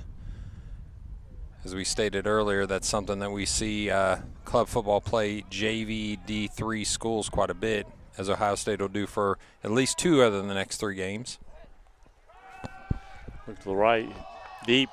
Long pass to Chad, definitely being held, but they're not going to get the call there. It looked like his hand was being held down by the Ohio State defender, but no call means they're going to reset that and kick a punt. I think they look a lot of times, if the offense is pushing the guy away and then the other guy is pushing him, I think they let that go a little bit. It depends on who initiates. I've seen it in the regular college games. I thought it would be called, but I saw it both ways last night, where the guy was actually, the offensive was like trying to get some room, and the guy was holding his arm down, and there was no call for holding his arm down because he initially was doing the push-off. Right, so 41-0 also probably plays a role into that as well. as Wright State goes to punt. We got a penalty in the backfield. It's going to be a delay of game. Oh, no, Nope. Illegal substitution. Illegal substitute. Because usually a delay of the game I thought came from The back judge. the back judge. Yeah. And that came from the offense. And I reckon that means hurry up. I don't know. I've seen referees do this. What's that mean? Illegal procedure. Yeah, right. Traveling in basketball. Kick. Almost blocked. Almost yet blocked again. Number 7 on the recovery is Jay for the Wright State Raiders. It's going to put it pretty much at the 50-yard line, maybe the 49. 49. Don't say the 51-yard line. Yeah, we won't. So Ohio State brings their offense back on the field, which has done a prolific job of scoring other than the one possession with 9 seconds left at the end of the first half. Moore brings his team back on the field, and Moore has been extremely accurate with the ball and has not needed to run up to this point. He's a different a quarterback than we had last year. Garenstein. Yeah, Garenstein. And Garenstein was but Moore is more of a prolific passer. 2 in the backfield. Handoff goes to number 13 for Ohio State. Oh, he almost cut it into a hole and was tackled by number 0. That's the tackle of Jamison on the run by Lang. It's going to be at the 46-yard line. Yeah, I was going to say about 5 yards short of a first down. Gain of 5 on that first down run, so it's going to be 2nd and 5.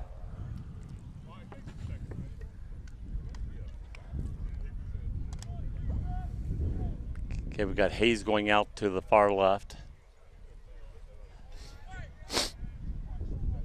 2 in the backfield again. That's Steele and Lang this time, flanking Moore. Looking. Doesn't find an open He receiver. finds Haley. Dumps it off at the last minute to Haley.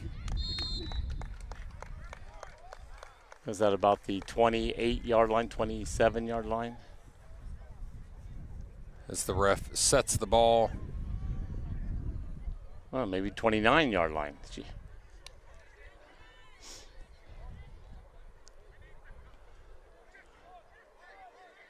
So it'll be set at the 34. Yeah, about so 5 yards off, yeah. Left hash, 34-yard line. Moore pushes Lang out.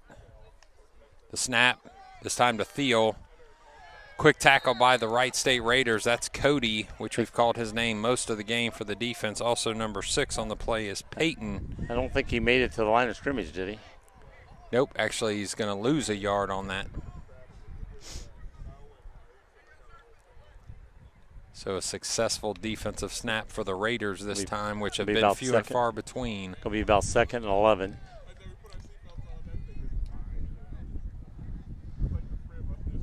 There's safeties deep back there. He's making sure they're not going to throw one to the end zone. Yeah, the run game has been excellent by Ohio State, but the passing game is where they've made most of their marks, so the deep safety is trying to stop the home run ball. The quick snap and throw, that goes to number 10. Boy, he's trying to get away. They had his jersey, and he just couldn't get away. And that was Jesse. No, wait a minute, wrong team again. That's Keita. Keita. I knew the number.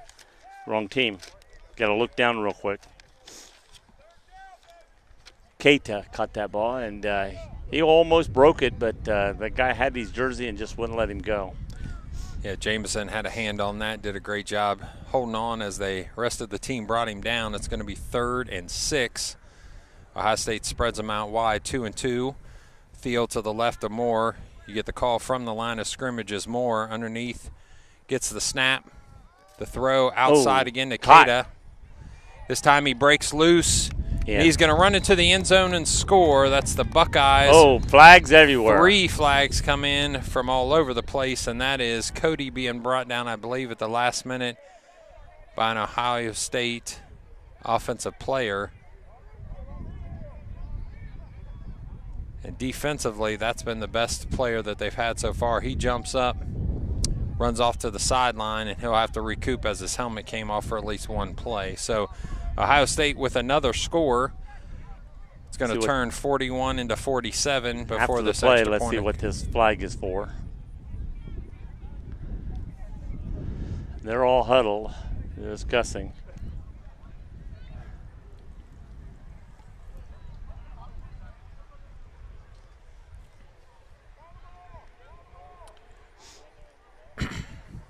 So the score is good. They're going to bring this as they pick up the flags. And they said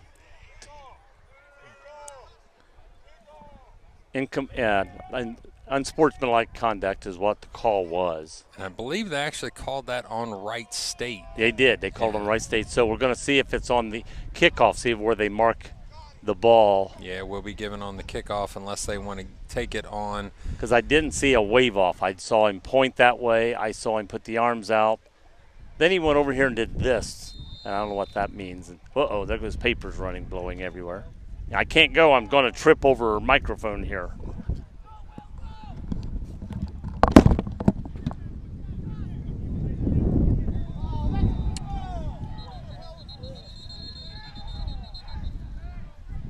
So it looked like the defense of Wright State getting a little chippy as it's 47-0 at this point. So the coach brings his team off the sideline as they pretty much tackle the holder.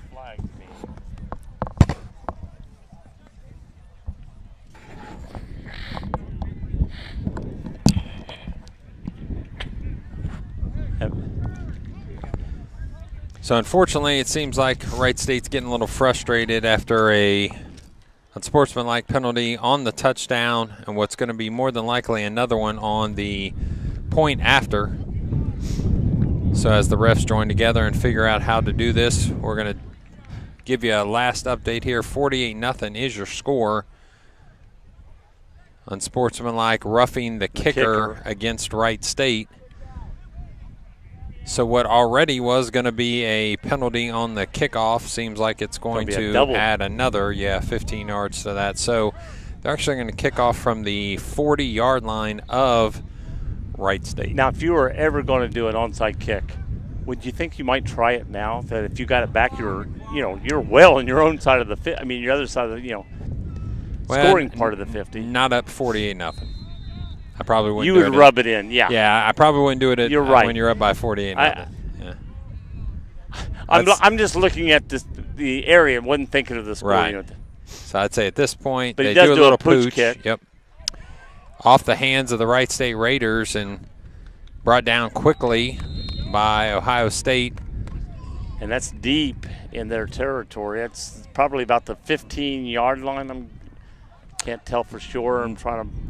Number 90, that's Daniel Zirkle, the offensive defensive lineman, the sophomore 6'3", 230 from Sandusky, is a transfer from Ashland University on the tackle. From where I'm standing, it looks like the nose is touching the 15. Yeah. So it's going to be a long field for Wright State, and unfortunately that's been most of the game other than a nice kickoff return towards the end of the first half. The good part is the fourth quarter, if Ohio State keeps their drive up, will be down at this end of the field. Mm-hmm. There's 4:45 left in this third quarter. Blitz off the edge. This time it goes to Chad. It takes two people to bring him down. After a short game, but at least a positive game. Yes. It's going to be 2nd and 8. And again, when you're Wright State, you got to think that way. That was a positive game. Little wins. Maybe 2, maybe 3 yards, but it was, gained them toward the first down because they've had many negative losing yards here in the first half. So they haven't had a first down in the second half to speak of. They did have 2 in the first half, and if you can name the amount of first downs a team has by memory, that's usually not good for their offense. Right. Long deep pass. Did he catch that? He caught that ball. Great catch. Brought in that time number 5. That's Face. Uh-oh, he went down on the ankle, or he stood up and then went immediately down on the 50-yard line. So Face brings the ball in. It looks like as he was brought down to finish that tackle by number 25, Umba, who's a defensive back, a senior listed at 5'9", 170 from St. Charles Prep. It's possible that he probably went down on the ball, might have lost a little bit of his wind. That's what I was wondering. Did he go on the ball and just lose his wind, go up, and can't catch his breath, so he goes down? I'm hoping that's all it is. Because with that, usually lay down for a few minutes, let it take care, and you'll get your air back. So while we have a break just for a moment, trying to touch base on the rest of the NFCA,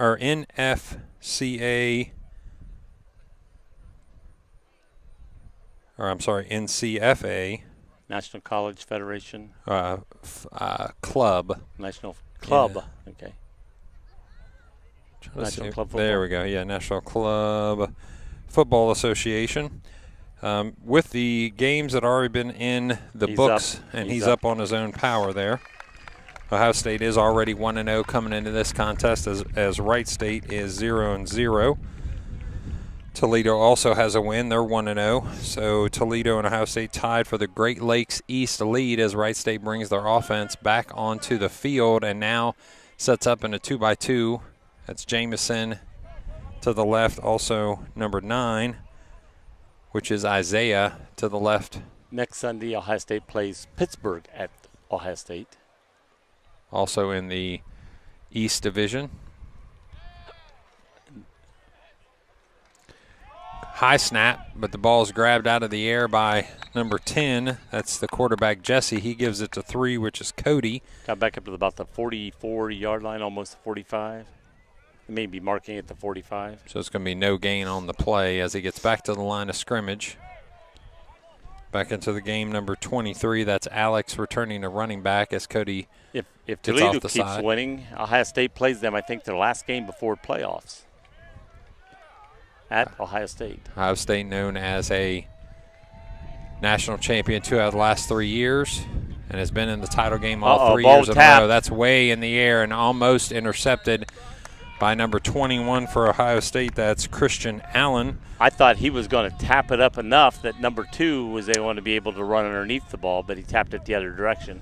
The Illinois native almost with the interception. I think the ball or the quarterback's arm was hit as he was throwing the ball, which made it wobbly coming out. Right State but back it still to, had distance. Right State back to the line of scrimmage quickly. The snap, trying to look deep to number 9. It's going to be over his. He does bounce off his hands there. It hits him in the hands. Isaiah, that's off the left-hand side of the I'm like you. Just as it was coming, I thought it was going to be over his head, and it dropped right down, and he put the hands up, hit him right smack in the hands, but bounced off. If he'd have caught that, it would have been a great play and first down for Wright State. Yeah, twisted him around just a little bit. Also dealing with the sun as he's looking back into the sun. It is 4th down and 10, but at this point when you're down by 48 points, why would you punt it with 1 minute left in the third quarter? You're near midfield. You only got to get 10 yards. Deep throw. He caught that ball. There you go. A nice catch by Chad. Number 2, it's going to be for a first down. That's the first down of the second half for Wright State, and I tell you, he is That was not an easy catch to catch. He did a great job of staying with that ball. Yeah, the ball was a little wobbly and was able to haul that in. He probably caught it about a foot off the ground as he ran inside. That's probably the second longest play of the game. Both of them have been to Chad, number 2.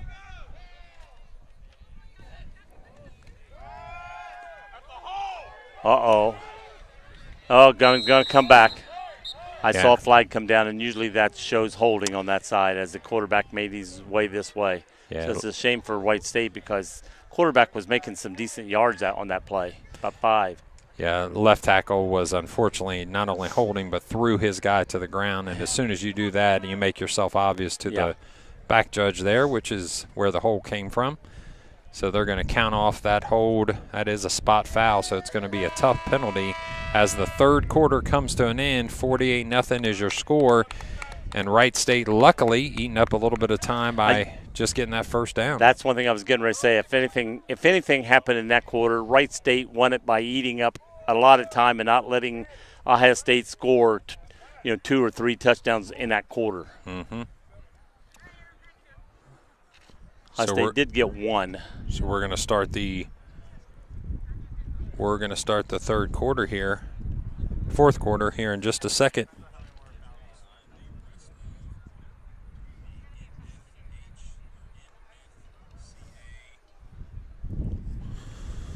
All right.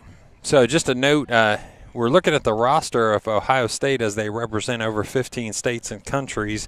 20 players from Ohio, though, so they know where they get the bulk of their players from. And Spencer Moore came from Lakota East. Lakota East. Yeah, one of the stronger schools there in the GMC. Both the East and the West represent very well in the GMC. And I believe, if I'm not mistaken, Lakota East is now the head coach is John Kitna, from the famous days of the Bengals. Yeah, I believe his son attends that school as well. So he might be an Ohio State club football player one day if you don't make the big ones. You never know. So here, Wright State bring their offense back on the field as they have a little bit of movement, a little bit of momentum, bringing out 2 receivers to the right, 2 receivers to the left.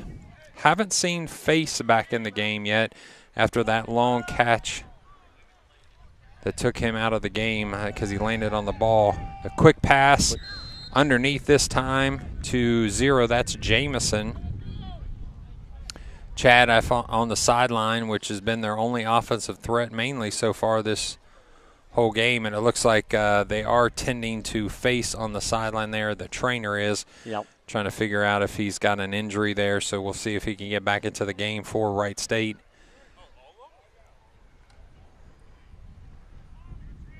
He is standing, though. 2x2 again.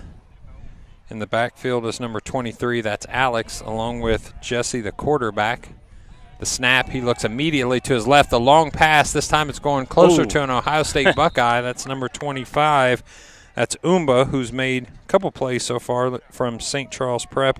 He is listed as a senior, hometown of Bexley, Ohio. So, again, one of those 20 players that represent Ohio for the club football team. Coach Grega, a former Ohio State club football star himself, luckily came back to coach the Buckeyes here in 2018. Extremely successful since then. You could tell how he runs his program, does an excellent job. Very well, very well. Coaches have high expectations for their players, the way they act, the way they conduct business, and you can tell from everything from the way they look to the way they move that and they he has high expectations. He has a very high level of respect for Coach Grega. Oh! Quick pass into the hands of a Raider, but the ball does end up on the turf. They're pointing Ohio State. Let's just see what the referees say.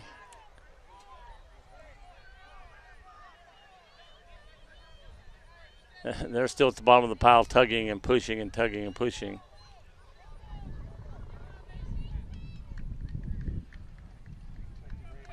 I don't see any pointing for Ohio State, so it must be Raider ball. Raider ball looks like they've come across, but they're going to be a down player for the Ohio State Buckeyes. So as they regroup for the injured player, we're going to note a couple more things from the NCFA website. So if you're on the lake side, the East is, as we mentioned, Toledo, Ohio State, Pittsburgh, and Wright State. The West side is Michigan State, Oakland, Milwaukee, and Loyola Chicago. They have an 0-1 record. Oakland has an 0-1 record. Michigan State having won their first bout this year. Looks like there's an independent for Vermont. There's a Vermont club team.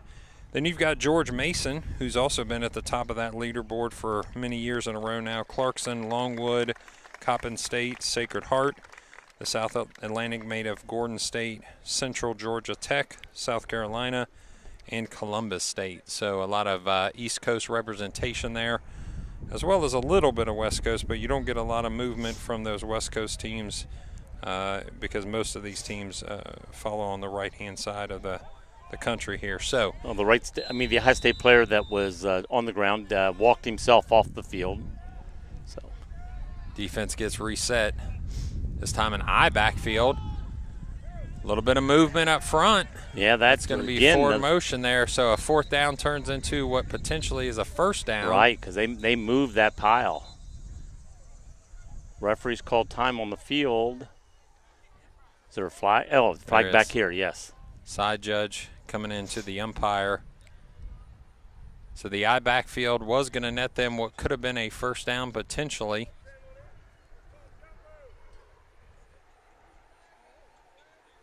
Nope. They're waving picking that up one off. Yep. Waving the flag, picking it up. So no penalty on that play, and they do get a first down. Now, depending on your expectations, if you're Coach Grega, you're not really happy about a couple first downs. At this point, there's only been 2 in the first half. Now they've gotten 2 on this possession alone. So you don't want to feel like you're letting off at any point. You know, all gas, no brakes. 48. I'm sure he does not want to score here, even though you're up a big. You know, it's like you still do not want to give up a score. Yeah, and Rittman's still in there, and Sankowitz. I mean, he's got his starters in on defense. Oh, intercepted. Yep. And as we just called his name, the All-American able to come up with an interception, and that's Rittman, the junior from Westerville Central. He was right in the middle of that defense, and when he passed, I think the pass was a little short, and he just reached up and snagged it, went right into his hands. It's almost like he was throwing to him. Quarterback probably didn't see him when he was looking for his receiver. So there's a old saying that the cardinal rule as a quarterback is you never throw late across your body to the middle of the field, and that is exactly what he did. It was late in the play. It was across his body, and he threw to the middle of the field. Right to the middle of the field. Yep, and Rickman was there and did what he was supposed to do. Yep. So Ohio State has the ball and did what they were supposed to do. They did not let them score. I know Coach Greg, I'm sure, is happy about this. Now their hope is that they can throw a couple plays together, end up in the end zone to make this a 50-point lead. Run. Lang, after a very successful first down run, which will net them another first down. Yeah, got about 12 yards on that play.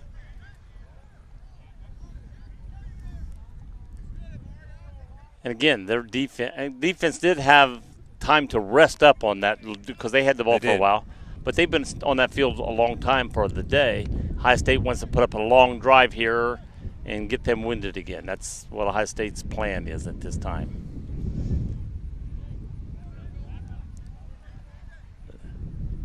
See if they keep running it to get it on their side of the field. Yep.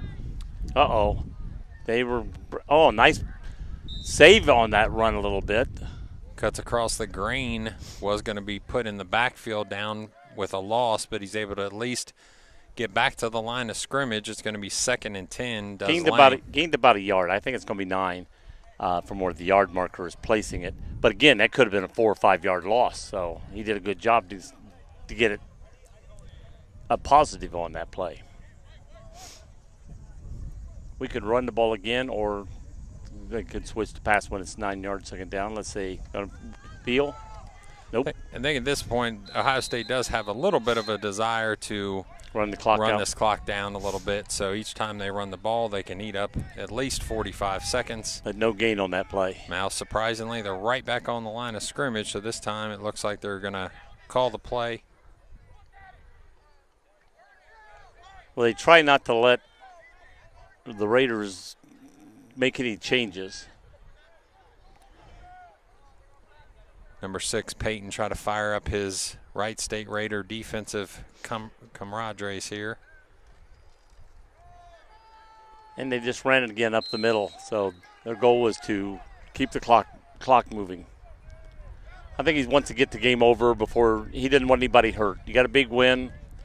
Let's get the game over as soon as we can and keep them from scoring and keep our guys healthy. I think that's 2 of his and for decisions. The first time all game, Ohio State's going to punt. Yes. First time all year. Oh, okay. Yeah, that's right. Coming across the formation is 3, Tyler Beckman from New Albany, Ohio. They're saying yes. And I think that's it. I think both players have the hands around the ball, but when you do that, it goes to the offensive team. So really not certain why Jack would want to try to get that ball. I mean, it was going to be on the ground. And it was down, yeah. And there was no way he was going to be able to advance the ball. So, Number 1's down over here for the Raiders. That was actually who tried to make that play. Well, it is listed as Jack. So I think his hand probably took a beating in the process. It may have, because he's on his belly, so he's probably got his arm or hand under him. Trainer's out saying, okay, what's wrong? But Ohio State players on their knees. Referees all circled up saying, okay, guys, let's not let this game get out of hand here. Let's keep everybody healthy and safe the rest of the way.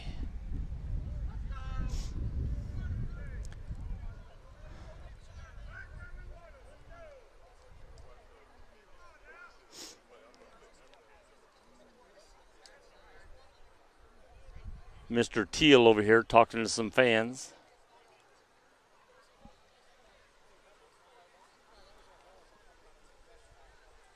So as the trainer touches base with the injured player, that's Jack.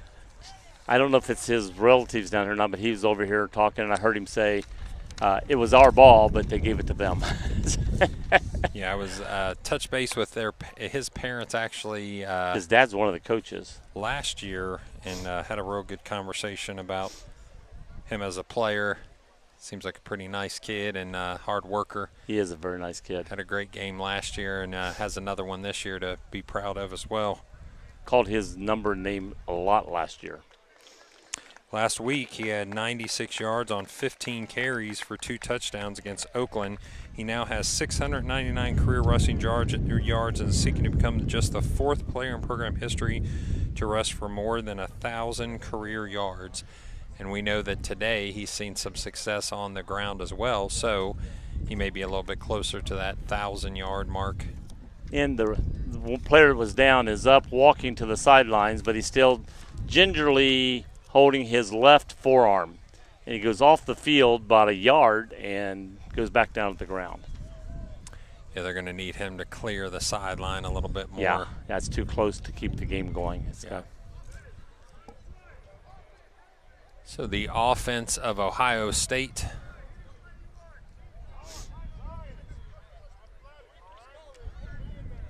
Defense of Ohio State, because Wright State, because we had such a break in the action. We're now back on offense for Wright State after the Wright State player tried to get the ball after it was already on the ground and in essence down. It was actually rolling in a good direction for Wright State. Right. And he dove on the ball, which I believe is going to end up with an injury based on that. So Wright State, if they can put anything together right now just to keep Ohio State's offense off the field, that would be a win for them for this particular possession. And then at this point, with that's that all you happening, need to I do. think they're also thinking, let's not get any more of our players injured in this game. Mm-hmm. 16 back in for Wright State. Good Quick play. Good defense, number 21. Jamison is the catch there for Wright State. The tackle on the play is, I heard them yell Jamison, but I believe I have that as Christian Allen. Yeah, Christian Allen. Mm-hmm. Well, you said Jamison made the play, so maybe that's you heard. Maybe it was one of their players yelling. Yeah. Or Jamison was the offensive Yes, player that's for what I'm Wright saying. State. Yeah. They make a switch on the offensive line this time, does Wright State, bringing in number 44 to right tackle as number 54 goes off the sideline. Big, solid player there. Watch Chad down here to the this right. Time. The long pass to Chad. Intercepted. But it's going to be intercepted. They bracket him, and why wouldn't you? Because he's the only offensive threat they've had the entire time. At least 3 players around him that time, and the ball was short. If you throw it high around him, he's the only guy that's going to have a chance at it. But Umba was your defensive back that took that ball away. So as we just stated, what you didn't want to do is give Ohio State the ball back in any semblance of time left on the clock, and it's still 5:10. And they're going to put that ball in play and let the I look for him to run. Clock keep running. Watch him throw a deep pass and change me. Yeah, but I look for him at this point, you want to try to eat up as much time, try to get this game over. As you stated earlier, Joe, you just want to get everybody without an injury onto the bus or into their car and get out of here. So the snap to Moore. Lane gets the ball. Went around the right side and gets positive yards. Let's see, 5 yards there, 4 or 5. They were able to string it out, so he's going to be 2nd and 5 from the 40-yard line.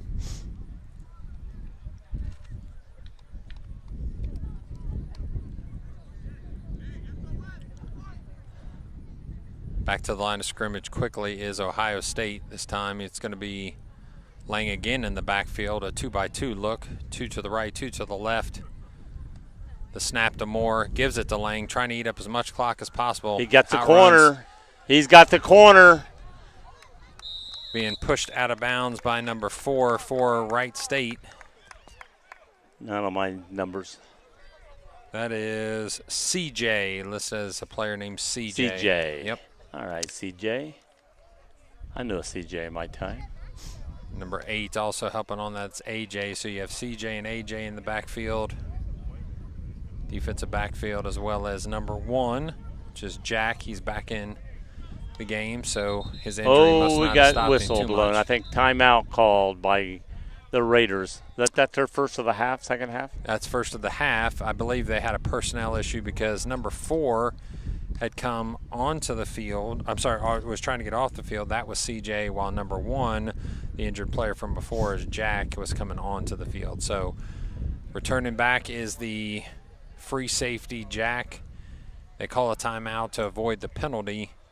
48-0 is your score, with this time with 3:33 left in the second half. And other than timeouts and change of possession, they have been letting this clock run, which for the safety of everybody is probably a good idea. Looks like number 1's the safety for them. He's back on the 10-yard line, the one that was injured and went out.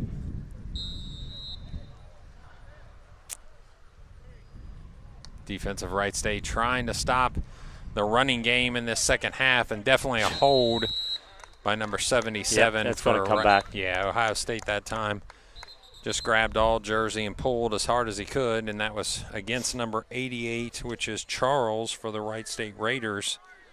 The penalty on that particular play is going against Sean Zado. He's a freshman from the Westford Academy in Massachusetts, listed as 6 foot 230. So it's going to go back to about the 45-yard line. Yep. So Ohio State, usually with some size up front, looks a little more, I'd say, athletic than they are big. Right. That's a good term. Using a Patriots mentality to be probably more of a pass-blocking offense. Up the middle run. Yep, Theo is stopped quickly by Cody and by number 12. That's Q.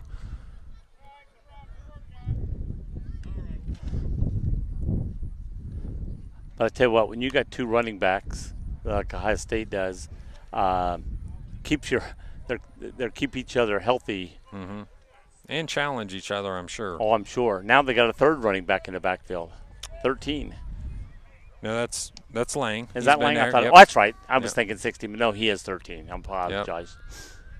A couple missed tackles lets him at least get back to the line of scrimmage and even advance about a yard. When 16 was back there coming this way, I picked him up and it's like, oh no, 13 was Lang.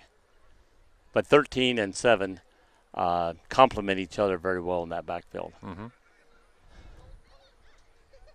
And you can keep fresh legs when you're only running, instead of one back running every play, keeping the even though they're in the game, it's still fresh legs running that ball. So if you're Wright State, the idea is just stop them right here, stop them from being able to score with 1:33 left in the fourth quarter, down 48-0. The win would be just to stop them, and this time Moore takes off. That's his first run of the game. It is. Very small advancement of the ball by Moore, and he hasn't had to run at all, but he's going to, on a 4th down. I look for Ohio State to go for it. I mean, they're where they are, could punt, put them back, but on the other hand, I think trying to keep control. I think he's some fans are upset that there was a timeout called right there, I think. But I think Ohio State's saying, okay, even if we don't make it, if they get up to the 30-yard line, it's as good as a punt and a small run back. So let's just go for it here. I think Ohio State was just making sure they have the right play called. It's 48-0. And the right players on the field for that play.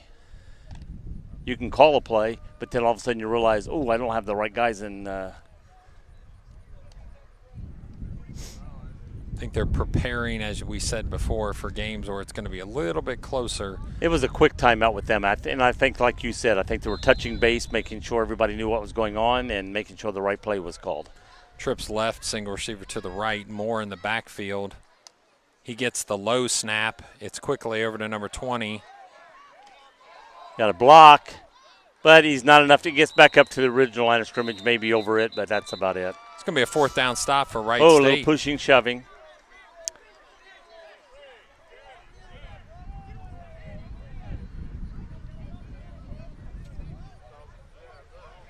Field taking charge of his own team and getting a player out of there and pushing him back and telling him to get to the sidelines. And his own players looking at him like, what I do? And he goes, don't get something called on you at this time. So at this point, Ohio State's just trying to make this go away as quick as possible. 17 seconds, 16 seconds. Looks like they're going to be able to just walk this off. As Wright State brings the ball to what will be the game. So as Ohio State club football goes to 2-0, Wright State will go to 0-1. It'll be a 48-0 win in the record books for this particular 2023 season. Let's see if the players meet at the 50-yard line to shake hands. There they go.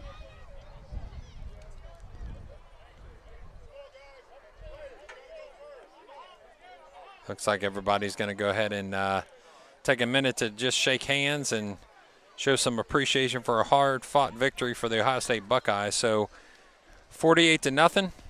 Fields down here talking to the guy why he was getting him off the field. Yeah, and that's a good captain. Yeah, he just taking charge and explaining to the guy, hey, this is the way we do things here. When we won the game, let's just leave it at that. Yep.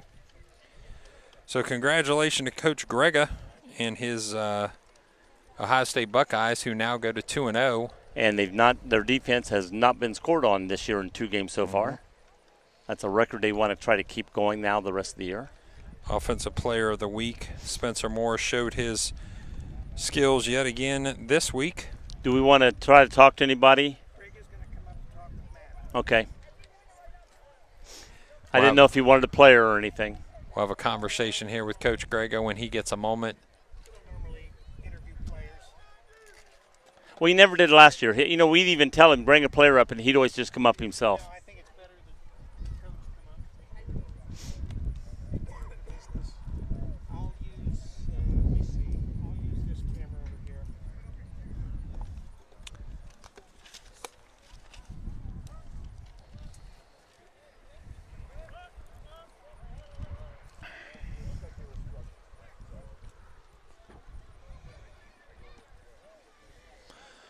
So if you'll stay with us for just a few more minutes, ladies and gentlemen, we're going to have a quick conversation with Coach Grega as he addresses his team right after this.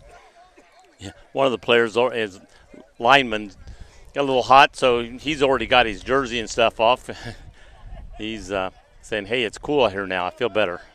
So there's a tradition in Ohio State football where they're going to sing, I believe, after to the crowd. Yes, and they sing the alma mater. Gotcha.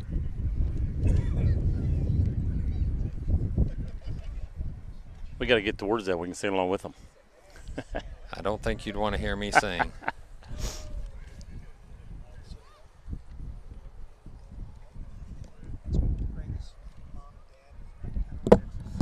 Oh, that's who was right there? Glad we were talking highway. Yeah.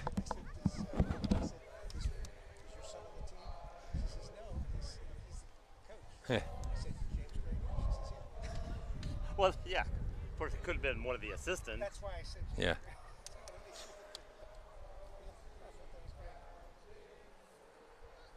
So as Ohio State players finish up the alma mater here, and we'll get a conversation going after he addresses his team. Pretty much all Ohio State from the beginning to the end. Now, we did see a couple drives that ended with a couple first downs for Wright State. If you're their coach, you'll just kind of take this one on the head and move on to the next week and see what they've got. Looking forward to a schedule, I'm sure, that doesn't bring quite this offensive threat to the field as they did this week. So, oh, high, oh.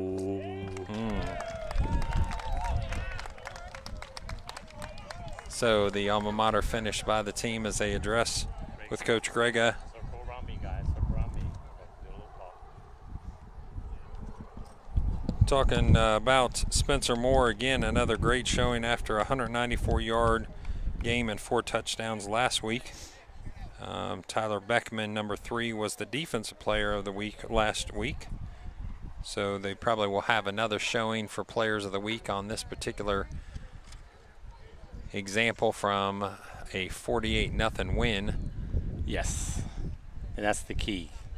I'm sure that defense has got a big thing about not getting scored on. Mm-hmm.